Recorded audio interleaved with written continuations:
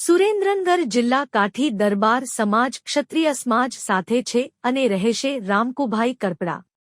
Rajkot press conference કરી સમાજને ગુમરાહ કરતા આગેવાનોને સણસણતા સવાલો।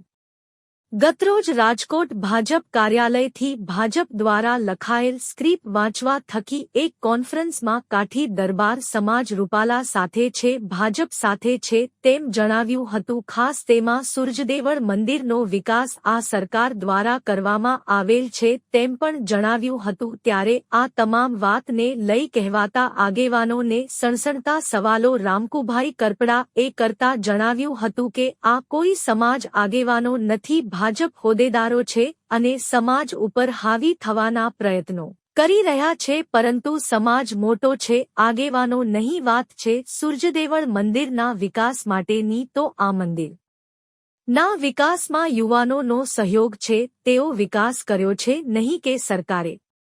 અગાઉ આપ પણ ટ્રસ્ટી હતા ત્યારે કેમ કોઈ વિકાસ ન થયો જેવા સવાલો કરતા જણાવ્યું હતું કે સુરેન્દ્રનગર જિલ્લા કાઠી દરબાર સમાજ સમસ્ત ક્ષત્રિય રાજપૂત સમાજ સાથે છે, રૂપાલાના વિરોધમાં છે અને આવતીકાલે રાજકોટ સંમેલનમાં મોટી સંખ્યામાં સમાજ જોડાશે। કોઈ એક બે ભાજપના અંગત લાભો માટે સ્વાર્થી મતલબી આગેવાનો સાથે કોઈ સમાજ છે નહીં કે તેઓને આગેવાન માનતા પણ નથી, ફક્ત ને ફક્ત કાઠી ભાજપૂત જ છે અને ભાજપના હોદ્દેદારો જ છે, સમાજ તેઓની સાથે નથી તેમ રામકુભાઈ કરપડા એ જણાવ્યું હતું।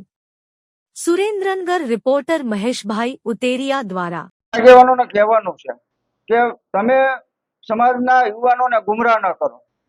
જે અત્યારે આ લડત ચાલે છે સમસ્ત ગુજરાતના ક્ષત્રિય સમાજ વતી કાયદાના પરિધીમાં રહી અને લડત ચલાવી રહ્યા છે। કોઈ કાયદો તોડવાની બાબત નથી કે ભાઈ આપણે જે ચૂંટણીની રીતે ચાલે કે કાલે રૂપાલાની ટિકિટ અમારી માંગણી છે રદ કરે, કદાચ રદ ન કરે તો અમે બીજો કાયદો હાથમાં અમે લેવાના નથી, પણ અમે એને વિરોધમાં મતદાન કરી અને જડબાતોડ અમે જવાબ આપવાના છીએ। આ અત્યારે 5-25 અમારા સમાજમાં જે કમળની છાંયડી નીચે બેઠા છે અને અહીંયાથી જે આપે છે પણ નીચે કાદવથી ખરડાયેલા છે અને એ કાદવ ઉછાળવો એ અમારા પણ વડીલો છે, એટલે એ ઉછાળવો અત્યારે મારા માટે યોગ્ય નથી। અત્યારે મતભેદો છે, મનભેદ અમારા સમાજમાં કોઈ દિવસ રહેશે નહીં, એટલે મતભેદો છે એ ભટકી ગયા છે અમારા આગેવાનો, તો કાલે પાછા ફરશે અને સમાજ જે છે એ બાપ છે, આગેવાનો સમાજના બાપ નથી।